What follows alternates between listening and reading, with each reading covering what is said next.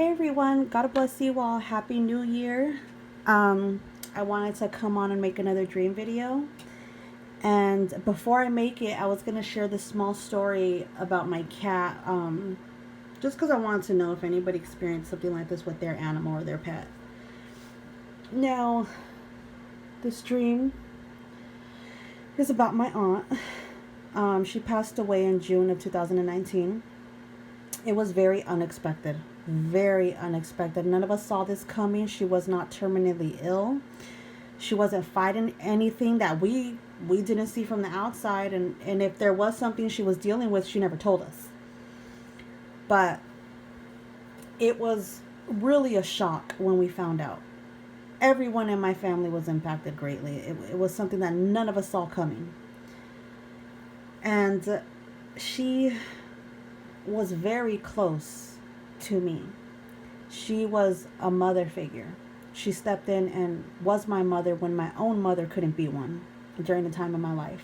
Her and her husband, my uncle, like a father figure as well. And he also has passed away. He passed in 2014. And so, before I get into the dream, I just wanted to mention something here. My cat, this really happened 3 days before my aunt passed away. I do believe that animals are a little more sensitive to the spiritual world. I don't know if you guys have seen those videos where 10, 15, 20 minutes before an earthquake happens, you see all these birds flying and the animals reacting, and you don't even know what's going on, and then bam, the earthquake hits, or things like that you've seen with animals. So I know they're a little bit more sensitive than us. Or dogs and cats or whatever it is, looking down a hallway, there's nothing there, but they're growling at something that's there that they can see. That kind of stuff. And nothing like that has ever happened with my cat or growing up, because we've always had cats. My family, we're just cat people. We've always had cats growing up. And I've never experienced anything like that personally with my cat. But 3 days before my aunt passed away, my cat, who I have now, who we've had for 5 years, who's never acted like this before, his behavior changed. He started to not eat.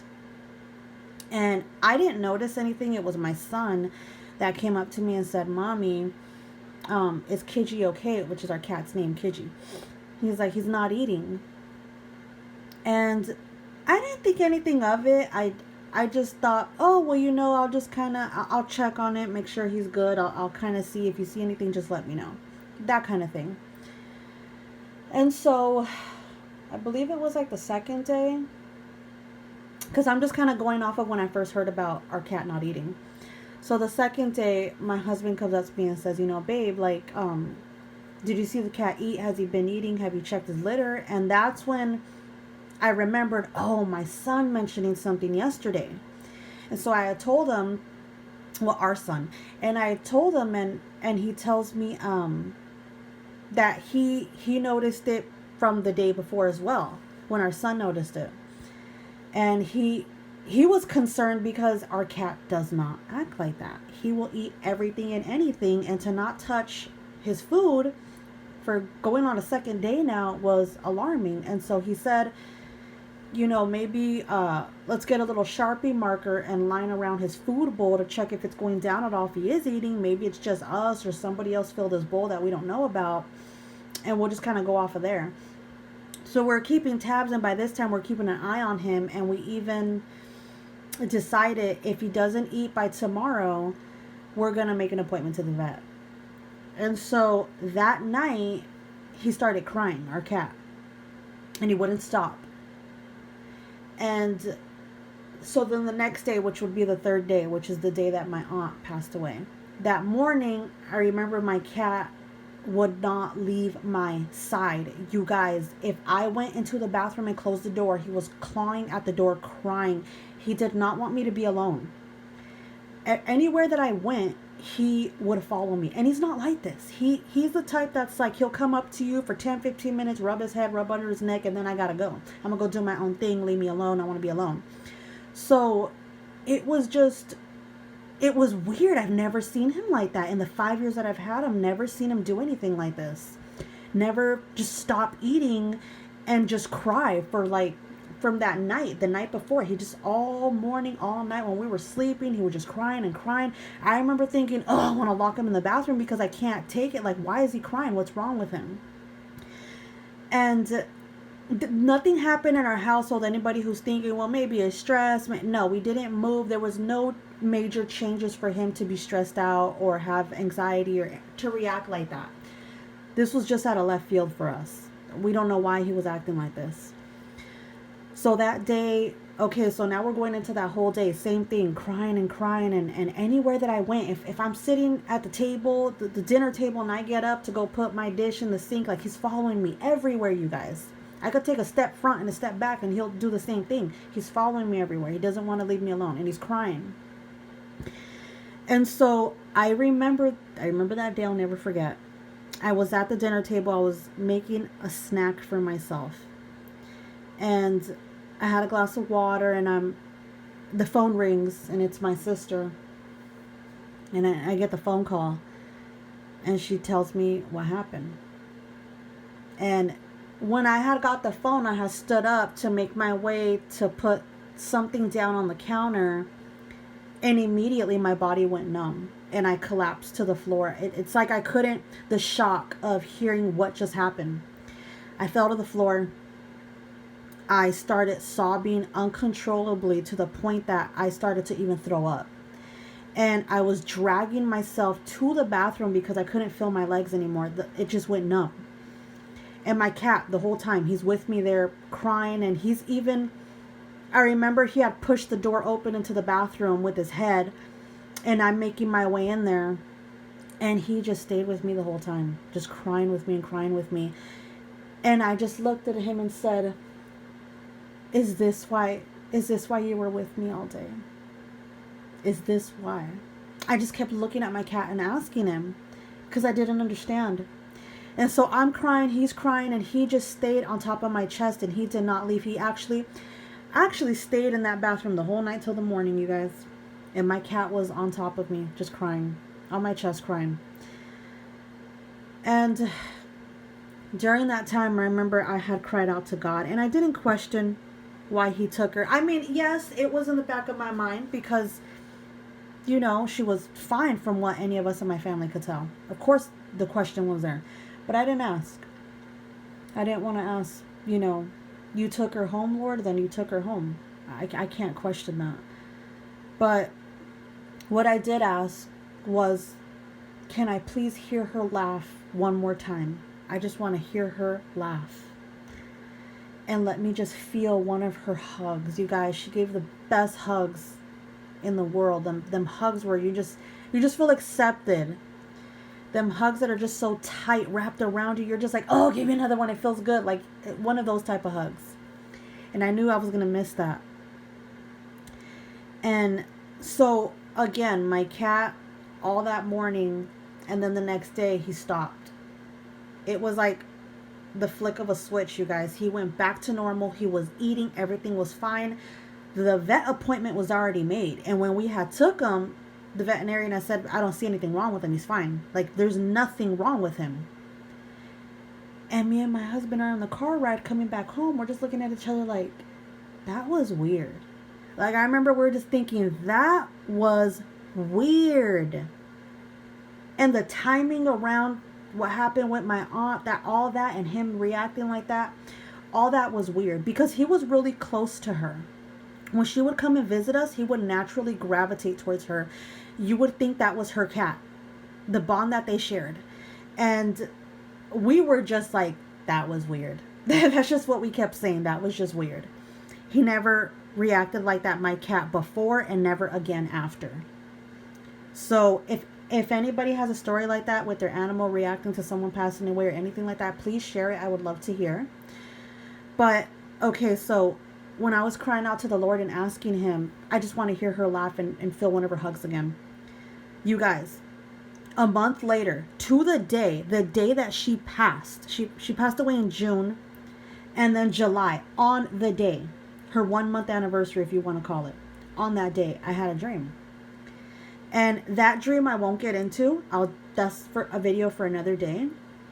But after that, I never asked for anything. I didn't pray. I'm not one to pray to God for a dream. I don't do that. I don't cry out to him and ask, can I have a dream? Can I have a dream? Can I have a rapture dream, Lord? Can I have a dream of this? Why don't I dream? I've never asked for dreams. I don't. I don't want them. Especially with what I've been through as a child. I don't need a dream to tell me that you're real. I don't need that. But I get them. And so after that one time that I did ask for it, and then a month later I got one of her, and I got the exact two things that I wanted, a hug and a laugh. I got the exact two things. For that whole year, the remainder of 2019, nothing about her. Nothing.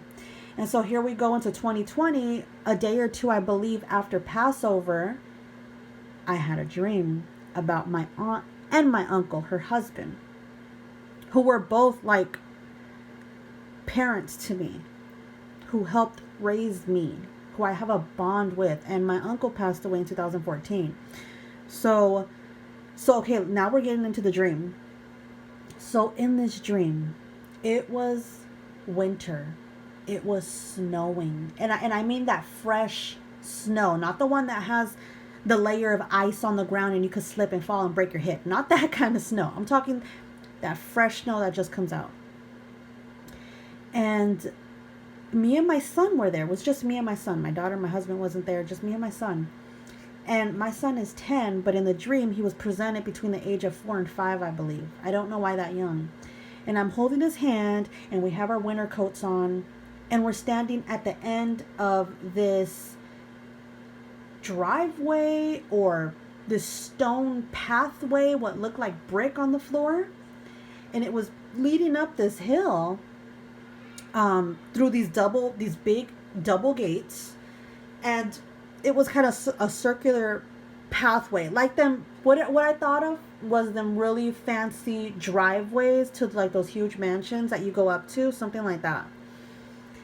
And me and my son noticed that on the side, on the curb of this pathway, there were these photos. Now, I'm sure everybody's been to a zoo, and if you haven't, when you're going to go see one of the animals, whether it's the lions, zebras, flamingos, whatever it is, on the outside somewhere you're going to see like a little small podium or like a little stand with a photo and a picture of them and then a description explaining about that animal. It was kind of like that. Not exact, but similar. There was like this little stand and a photo.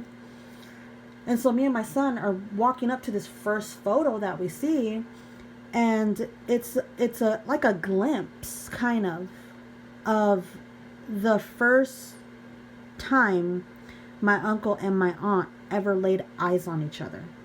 And there's a little description explaining that. And then we go to the next photo. And it's the first time that my uncle spoke to my aunt. Like they actually exchanged words. And it said what the words were. And the photo is just like a kind of like a captured moment, just the memory of that day, what it looked like, and then a description. And then the next photo, same thing. You know, the first time he asked her out on a date. And we're walking along looking at all these photos. We went through, you know, the proposal and the wedding.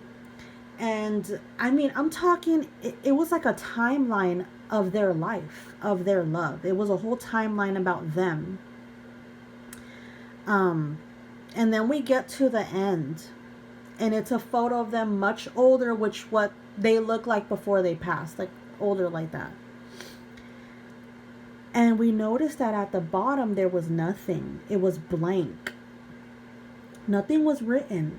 And I thought that was weird because I'm like, oh, there's nothing there. Like, how do we know what happens at the end? There was just nothing. So me and my son begin to I guess, go up, finish walking up this stone pathway or whatever you want to call it. And we start to see, because I said it's like on a hill. We start to get up towards the hill and we see this humongous mansion. And we are shocked to even be on this property because I kept thinking, I don't know anybody that can live in a house like this. I don't, no one in my family could afford in a house like this. So I remember my mouth was dropped to the floor, my jaw, I mean. It was just beautiful. Beautiful, you guys.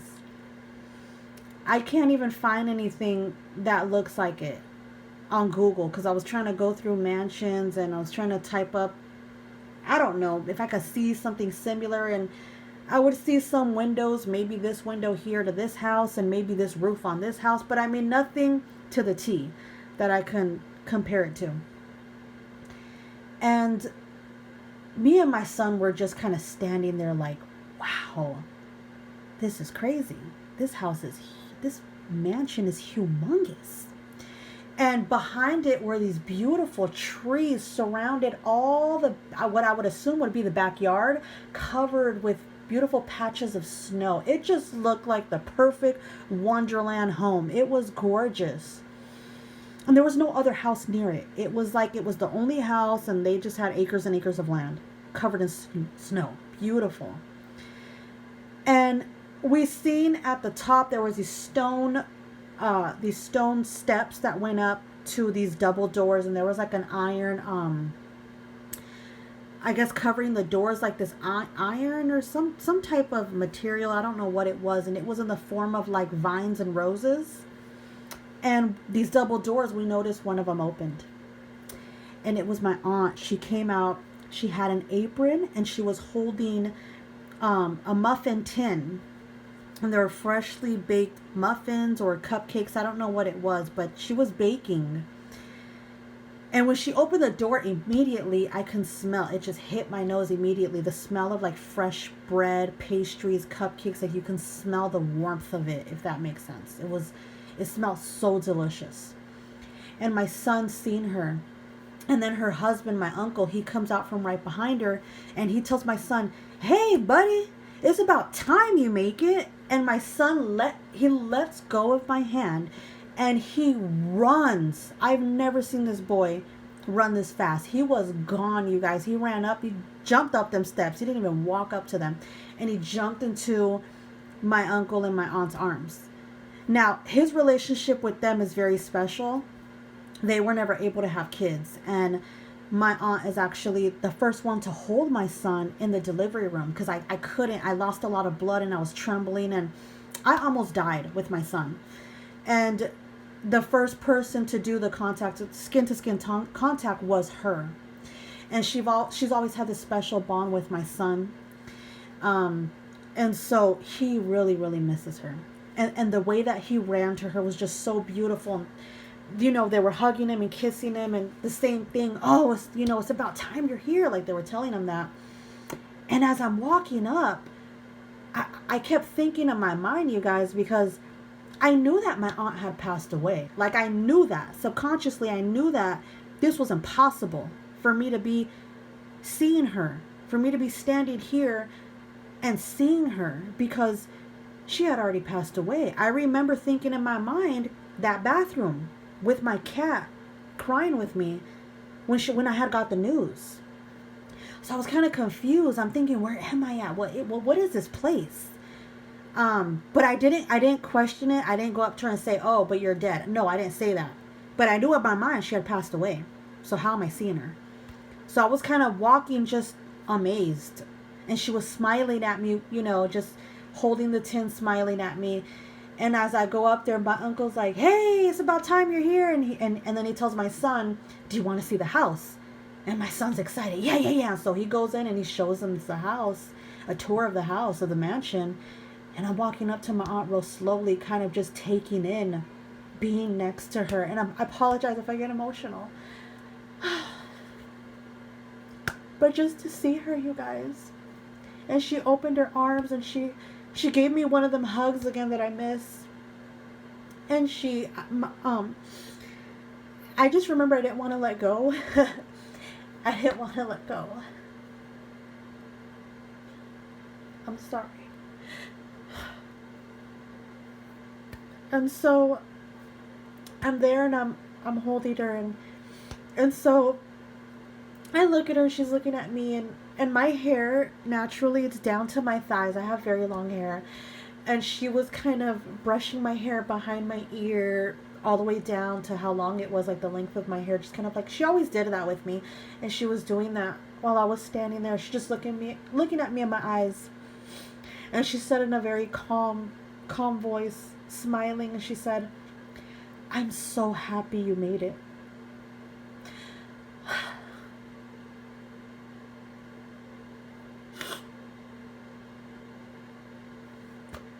And I just looked at her. I was kind of like, I guess what people would explain starstruck with, like, somebody they really, like, I've never been starstruck with anybody. I look at everybody like, the only person I would be starstruck for is Christ. Like, no one on this earth. But I just had no words. I was like in shock. Just standing with her, next to her. I wanted to take in, because I feel like I forgot what she looked like, even though I have photos. And I was standing there and I just wanted to take in, every eyelash, the way it curled, and the color of her blue eyes, the color of her red hair, how it curls. I was trying to take in every detail so I could remember it. Because it's different when you look at a photo and when you're standing face to face with that person, it's different. I was trying to take in everything, even the scent of her perfume. And we were talking, and I kind of peeked into the house because the door was open. I never got to go inside, but I kind of turned and I peeked in, and I seen she had this like island, and there was like these marble countertops. It was beautiful. Her kitchen was, wow, gorgeous. And I seen all these pastries, like these cupcakes on these really fancy like platters. There was like a cake. There was these pastries. You can see the raspberries and the blueberries. It was beautiful. And I was under the impression that they were getting ready to celebrate something. They were baking pastries to get ready for some celebration. I don't know what it was. But here I am looking at my aunt. She's looking at me, and she was talking to me for a little bit. And then she just wanted to, she just told me something that was from my sister. I don't know. I thought that was kind of weird. I didn't understand that part. I'm just going to keep that private for the most part, because that was, in case my sister's watching, I don't want to put that information out there. But, I don't want this video to get long, you guys, and I don't want to start just bawling here and start crying. But when I had woke up, the first thing that was on my mind that I could not stop thinking about, because immediately after that, after she was talking to me, I woke up. And I just kept thinking about that scripture in John 14, verse 2, which states, "In my Father's house are many mansions. If it were not so, I would have told you. I go to prepare a place for you." That scripture, that verse there, it just kept kind of replaying over and over and over in my head. And after I have a dream, I'm usually one to sit there and I'll kind of talk it over, think about it so I can remember all the details. I do that every time. Not with every dream, just if it's something that I feel that's important to me, or I felt it was a blessing to me, I'll do that. And as I was doing that, my son was in the room with me, and he overheard the dream as I look like a crazy cuckoo person talking to myself, but I do that, you guys. And my son happened to be in the room as he was listening, and he tells me, "Mommy, I think I know why that last photo that me and my son has seen," he said, "I think I know why there was nothing at the bottom. I think I know why there wasn't a description there." And I said, "Well, why, baby? What makes you think like you know? Like, I want to know your opinion." And he said, "Think about it, Mommy. They're not dead." He said, and this is coming from a 10-year-old, guys. My son is very wise. And I need to make a video on just him, because it is amazing. That's like another video for another day. Let me not get too far off. But he tells me, "Mommy, they're not dead." And then he tells me John 3:16, "For God so loved the world that he sent his only begotten son." We all know the scripture that whosoever believeth in him shall not perish but have everlasting life. He said they believed, Mom. They believed in him. They believed Christ's death according to the scriptures. And he's over here telling me, "Mommy, everlasting life, Mom. That's why there was nothing on the description on that last photo, because their love still continues. They're alive in Christ. They're still alive. It is for eternity, Mom. It's everlasting. Like in John 3:16, it's everlasting, Mom. What does that mean? Eternity. There's no time. That's why there was nothing there, because their life and living with Christ, it still continues. And so I'm sitting here, you guys, listening to my son like, wow, I never thought about that. And I just started sobbing again because I'm just like, this little boy is so wise. Wow. And okay, so I'm not going to get too far off, but let me just cut it here. So that is the dream. And I wanted to mention here, all the thumbnails for my videos are made by me. I make them on Photoshop. I really do take a lot of time on them.